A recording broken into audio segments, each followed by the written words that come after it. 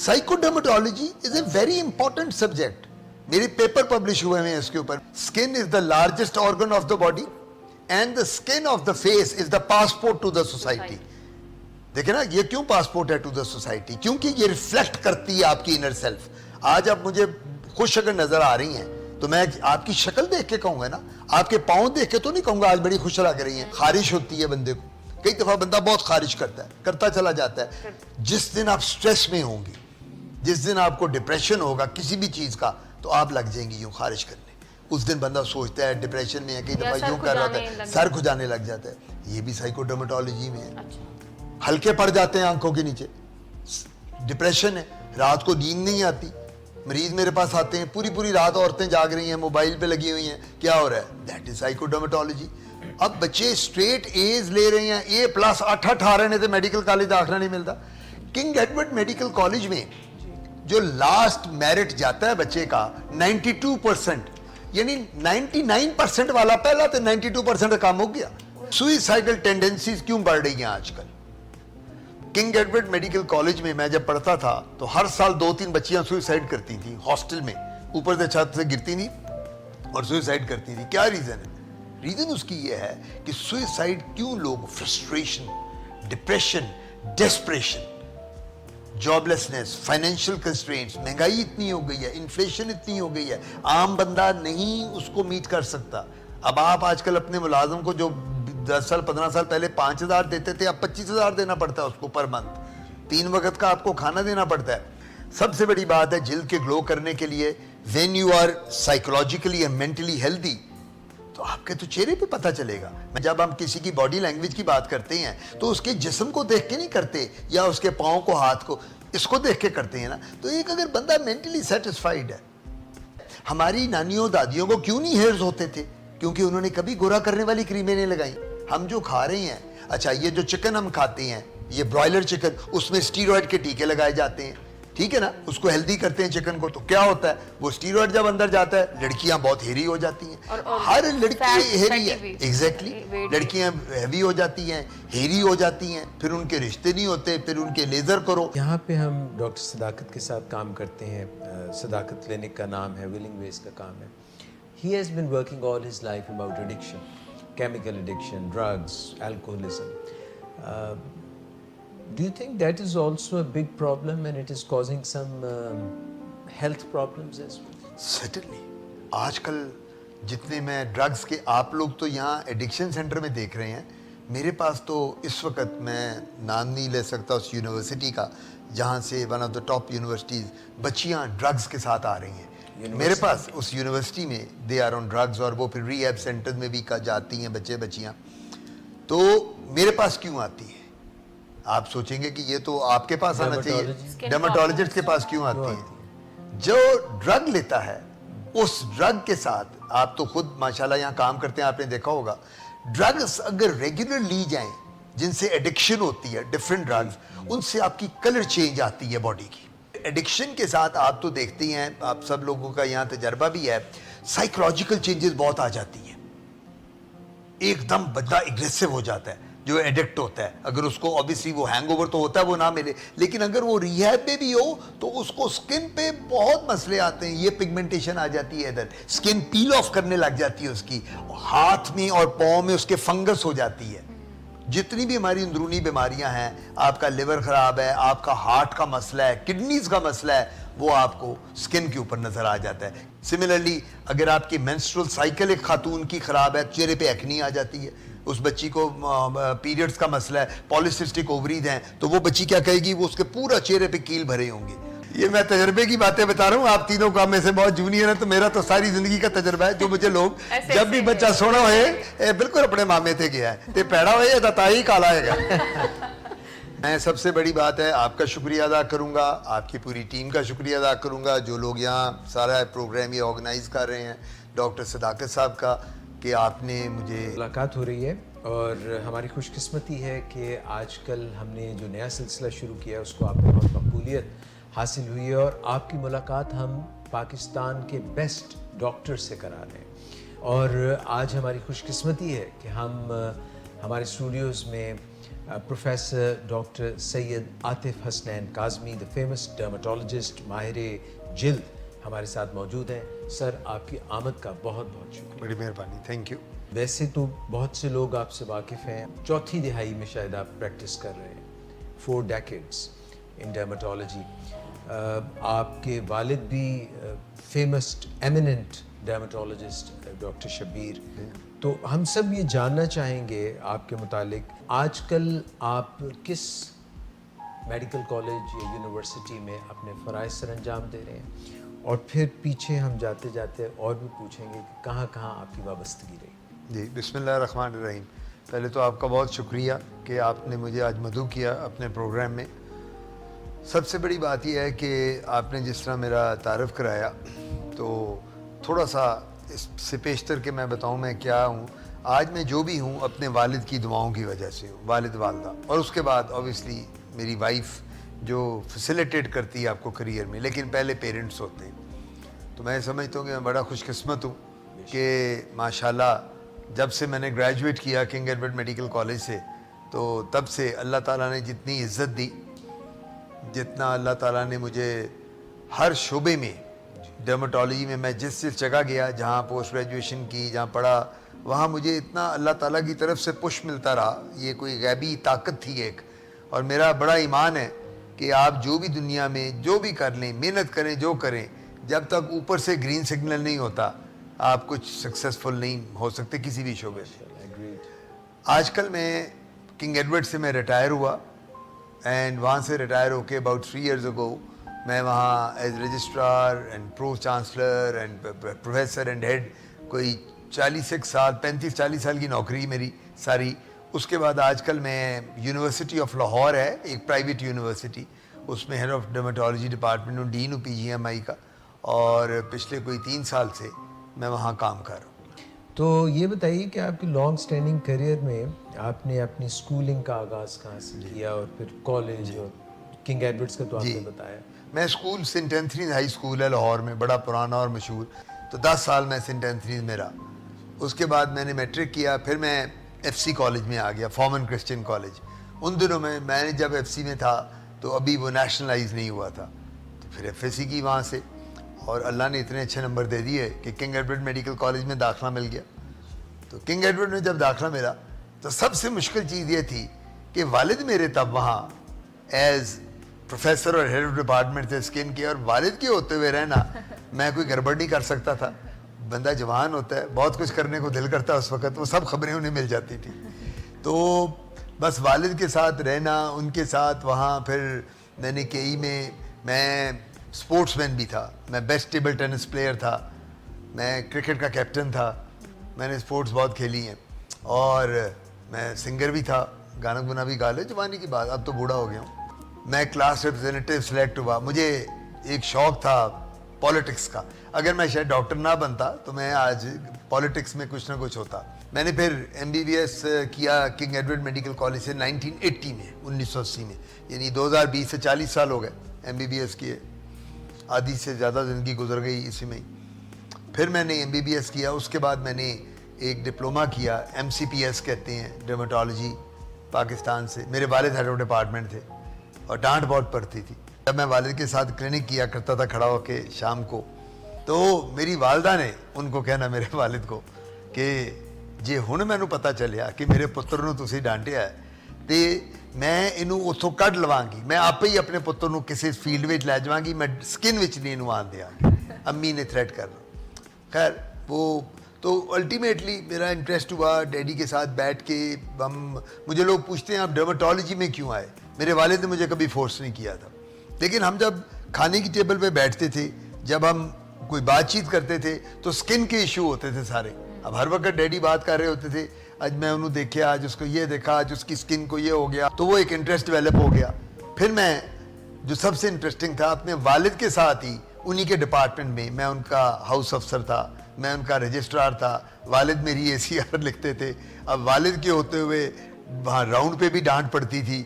बड़ा आपको, मैं ये समझता हूँ कि जब आपके वालिद आप ही के डिपार्टमेंट के हेड ऑफ डिपार्टमेंट हो और आप वहाँ काम करते हो अपने वालिद के नीचे, तो बहुत मुश्किल होता है। It is so difficult to work, क्योंकि आपने एक रोल मॉडल बनना होता है बाकी जो डॉक्टर्स होते हैं उनके लिए, क्योंकि उनको ये दूसरे स्टूडेंट्स को ये ना लगे कि मैं वालिद की कोई एडवांटेज ले रहा हूँ।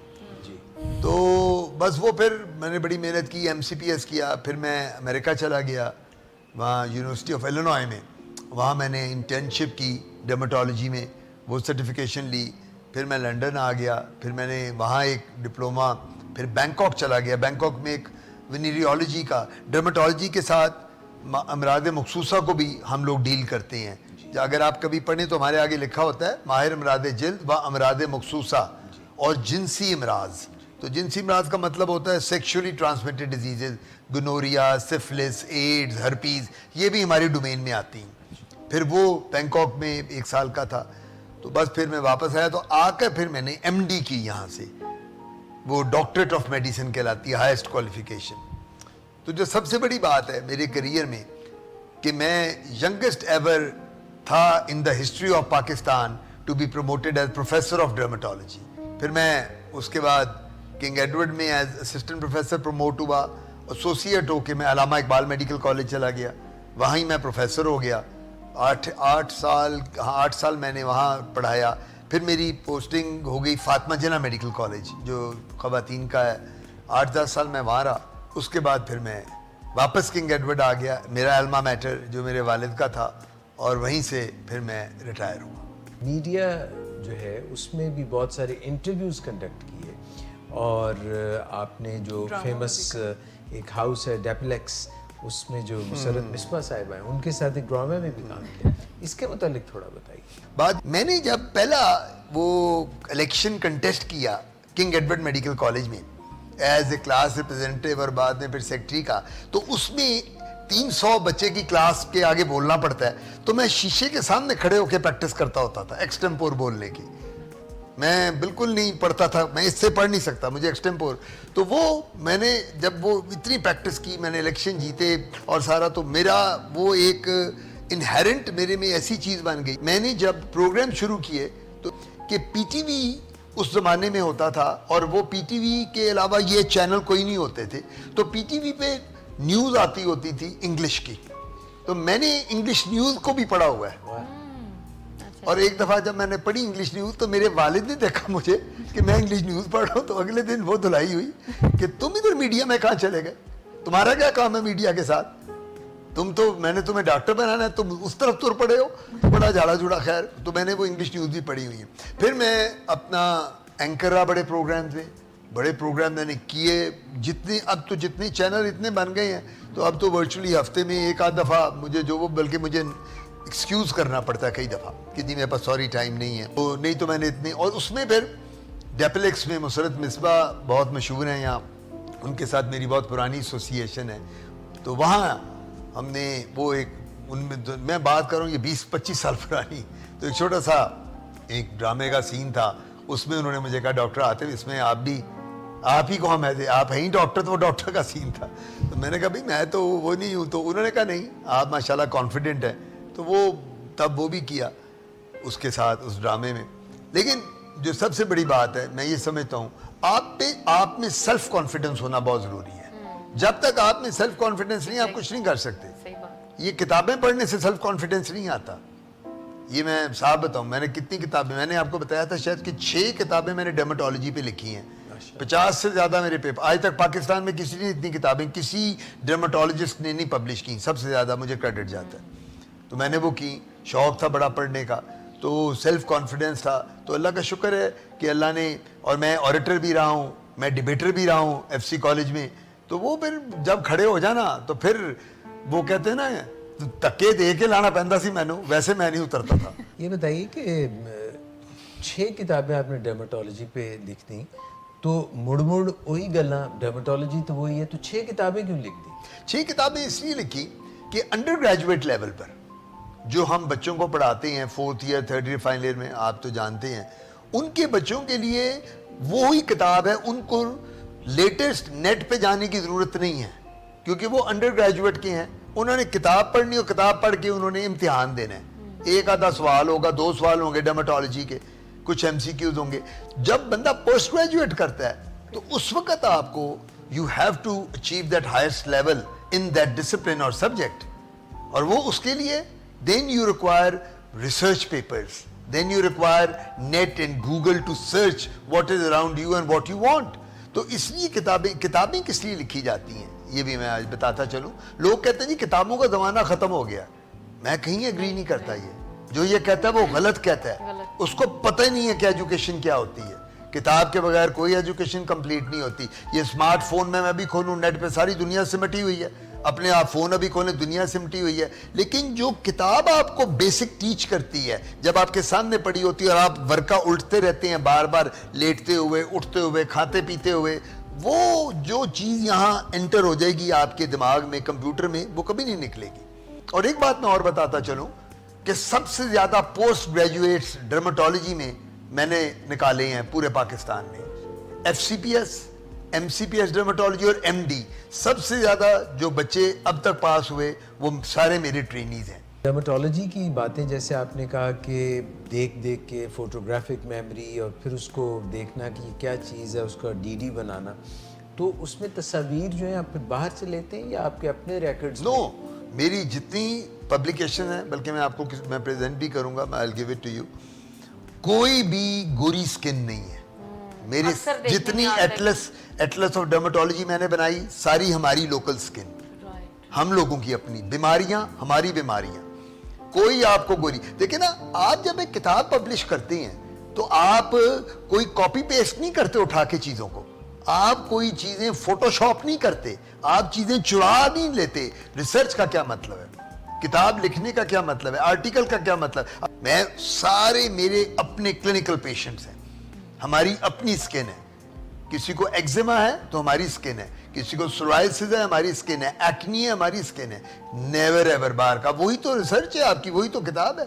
तो फिर फायदा क्या हुआ कि वहां से किताबें लेके गोरों की फोटोज लगा के तो मैं कहूँ कि जी मैंने बड़ी अचीवमेंट है मेरी। I don't do that. अच्छा, साइकोडर्मेटोलॉजी के बारे में क्या बात करेंगे? Psychodermatology is a very important subject. मेरे पेपर पब्लिश हुए हैं इसके ऊपर, मैं बाहर इंग्लैंड में, अमेरिका में इतने पेपर पढ़ चुका हूँ साइकोडर्मेटोलॉजी के ऊपर। मैं ये समझता हूँ कि psychodermatology is a very very important subject nowadays. मैं ये मरीज को कहता हूँ, तुम्हारा जो मैंने अभी, हम जब प्रोग्राम अभी ब्रेक थी तो मैं कहता था skin is the largest organ of the body and the skin of the face is the passport to the society. देखिए ना, ये क्यों पासपोर्ट है टू द सोसाइटी? क्योंकि ये रिफ्लेक्ट करती है आपकी इनर सेल्फ। आज आप मुझे खुश अगर नजर आ रही हैं तो मैं आपकी शक्ल देख के कहूंगा ना, आपके पाँव देख के तो नहीं कहूंगा आज बड़ी खुश लग रही हैं। खारिश होती है बंदे को, कई दफा बंदा बहुत खारिश करता चला जाता है। जिस दिन आप स्ट्रेस में होंगी, जिस दिन आपको डिप्रेशन होगा किसी भी चीज का, तो आप लग जाएंगी यूं खारिश करने। उस दिन बंदा सोचता है डिप्रेशन में है, कई दफा यूं कर रहा है, सर खुजाने लग जाता है। ये भी साइकोडर्मेटोलॉजी में है। हल्के पड़ जाते हैं आंखों के नीचे, डिप्रेशन है, रात को नींद नहीं आती। मरीज मेरे पास आते हैं, पूरी पूरी रात औरतें जाग रही हैं, मोबाइल पे लगी हुई हैं, क्या हो रहा है? That is psychodermatology. सोचती चली जा रही हैं, एंग्जाइटी है। तो जो साइकोडर्मेटोलॉजी है उसका बड़ा बड़ा रोल है आपके चेहरे पे, ये रिफ्लेक्ट करता है आपको। अब मैं लेजर करता हूँ, मेरे पास 25-30 साल की लड़की आती है और उसकी झुर्रियाँ पड़ी होती हैं माथे पे, ये डबल इधर से चेन। मैं उसको कहता हूँ 25-30 साल की बच्ची, मैं कहता हूँ तुम उम्र 30 साल, एक बच्चा है जी मेरा छोटी, ये क्या हुआ? कि जी मुझे स्ट्रेस बहुत है। एक तो जेनेटिक होता है, जेनेटिक भी होता है, जेनेटिक के साथ साइकोलॉजिकल एस्पेक्ट बड़ा जरूरी है। अगर उसको हर वक्त स्ट्रेस में रखा जा रहा है, औरत हो या मर्द हो, एक मर्द कमाने वाला है, उसके घर में उसका गुजारा नहीं हो रहा, 2 बच्चे हैं, बीवी है, उसके पास रिसोर्सेज इतने नहीं है, बीवी की डिमांड्स बहुत हैं, तो बंदे ने जल्दी ढल जाना है। सो साइकोलॉजिकल साइकोडर्मेटोलॉजी, हम इसको कहते हैं साइकोकुटेनियस डिसऑर्डर। साइको का मतलब साइकाइट्री, कुटेनियस का मतलब skin. So psyche and skin, इनका बहुत बड़ा मेजर रोल है। मैं पूछना चाहती थी कि आपकी हॉबीज में क्या है, क्योंकि you have a lot of work, बहुत ज़्यादा काम, और आपने बड़ी जल्दी एज में काफ़ी अचीवमेंट्स की, तो अपनी मेंटल हेल्थ को किस तरह से ठीक रखते हैं? क्या चीज़ें आप वो करते हैं इसके वजह से आप थोड़ा सा रिलैक्स करते हैं? मैं बहुत सोशल आदमी हूँ। मैं जिमखाना क्लब का नाम सुना हुआ है आपने? मैं पिछले 20 साल से इलेक्शन लड़ रहा हूँ उसके। और मैं जिमखाना क्लब का हमेशा लड़ता हूँ, जीतता हूँ, कन्वीनर हूँ, चेयरमैन हूँ। कामरान अशारी साहब का नाम आपने सुना होगा, वो मेरे चेयरमैन हैं और उनके साथ जिमखाना क्लब मेरी एक आउटिंग है कि जिमखाना क्लब में मेरी सोशल लाइफ है और बीइंग ए क्लब मेंबर वहाँ सारी एलीट आती है, उनके साथ उठना बैठना गपशप ये वो। स्पोर्ट्स का मुझे बहुत शौक, क्रिकेट का मैं बहुत बड़ा फ़ैन हूँ, क्रिकेट खेलता भी, अब तो खैर क्रिकेट नहीं खेलता लेकिन जब खेलता था बहुत खेलता था, तो स्पोर्ट्स का शौक है। ट्रैवलिंग का मैंने आपको शायद बताया था ब्रेक में कि मुझे ट्रैवलिंग का बहुत शौक है और ट्रैवलिंग का इसलिए अब तो ये शौक है जब मीटिंग होती है, कॉन्फ्रेंस होती है, तो उसमें मैं अपनी बीवी को साथ ले जाता हूँ और फिर वहाँ घूमने फिरने का शौक है, एक्सप्लोर करने का शौक है, पूरी दुनिया को देखने का। तो वो मैं ये करता होता हूँ कि मैं अपना टाइम ज़रूर ऐसा निकाल लेता हूँ छुट्टियों में जब मेरी कोई कॉन्फ्रेंस होती है कि अपनी फैमिली के साथ चला जाऊँ। माशाल्लाह मेरे 3 बेटे हैं, एक बेटी है, तीनों बेटे मैरिड हैं, तीनों बहुएं डॉक्टर हैं। अच्छा। 2 बेटे डॉक्टर हैं, तो सारे, एक इंग्लैंड में कंसल्टेंट है, वो भी इंग्लैंड में डर्माटोलॉजी में कंसल्टेंट है मेरा बड़ा बेटा, ही इज़ इन कैंटरबरी, एक जगह कैंट में है, वो वहाँ का हेड है। तो बहू मेरी कोई काम नहीं, वो डॉक्टर बच्चे पैदा करके बस बच्चों को देखती हैं। तीनों बहुएं, मैं उनसे बहुत तंग हूँ, वो आगे नहीं पढ़ती, उनको पढ़ना चाहिए। मैं कहता हूँ तो बेटा पढ़ा करो, तुम डॉक्टर हो, फिर फ़ायदा क्या, BA पास लड़की से शादी कर लेती, या भाई डॉक्टर से का मतलब आगे पढ़ो। खैर वो बच्चों को लुक आफ्टर करी। मेरी एक बेटी है, वो भी A लेवल्स में है, तो बेटी सबसे छोटी है। अच्छा। वो बड़ी मनतो मुरादों की बेटी है, अच्छा। क्योंकि जब मेरे माशाल्लाह 3 बेटे हुए तो मुझे बेटी का बहुत शौक था, बहुत शौक था कि मेरे घर बेटी हो और मैं बेटी से प्यार, और बेटी का प्यार जो होता है वो ज़रा एक डिफरेंट होता है। तो फिर 14 साल के बाद, मेरे लास्ट बेटी की उम्र 14 साल थी जब मेरे घर में बेटी हुई, माशाल्लाह। और वो अब बेटी, वो पंजाबी में कहते हैं लाडो है घर की, तो वो हमारा साथ देती है। तो आप फरमा रहे थे कि अगर मैं गलत नहीं समझा, and correct me if I am wrong, कि जब भी बाहर जाएं, दौरों पे जाएं, ममालिक में जाएं, तो उसमें अगर हज उम्रा ज़ियारतें हों तो वाइफ को साथ लेके जाएं, वरना अकेले जाएं। ये जिमखाना क्लब के लोग बहुत शरारती हैं, तो वो मुझे मजाक करते हैं कि यार टिफ़िन कैरियर साथ ले जाने की क्या ज़रूरत है बाहर, रोटी जब बाहरों रोटी खा ना ली। मिलती बाहरों खाओ जाके। अच्छा, मुझे वो कहते हैं tiffin carrier should only be carried for Umrah and zakat and Hajj and Umrah and ज़ियारतों के लिए। तो बेगम जो होती है वो मुझे मजाक करते हैं कि वो होनी चाहिए हज के लिए, उम्रा और ज़ियारतों के लिए। और जब भी आतिफ तो तेरे तो पता करो, तू बीवी ਨੂੰ ਲੈ ਕੇ बाहर गया होना यार, ते तू हज करन जाना है अमेरिका ते विलायत, उत्थे भी हज होंदा है। तो मैं उनको कहता हूँ, मैं कहता हूँ कि I feel very comfortable with my wife. कि कांस्टेंट सपोर्ट रही है आपकी सारी जी, जिंदगी। मैं मतलब ऑब्वियसली वाइफ के साथ, और शॉपिंग का बहुत शौक है बेगम को भी, मुझे भी विंडो शॉपिंग भी करनी, वैसे भी घूमना फिरना, बाहर खाने खा रहे हैं, एंजॉय कर रहे हैं, तो इस वजह से मैं बेगम साहब को अपने साथ रखता हूँ। हम मज़ीद बात करेंगे, प्लीज़ हमारे साथ रहिए राइट आफ्टर द ब्रेक।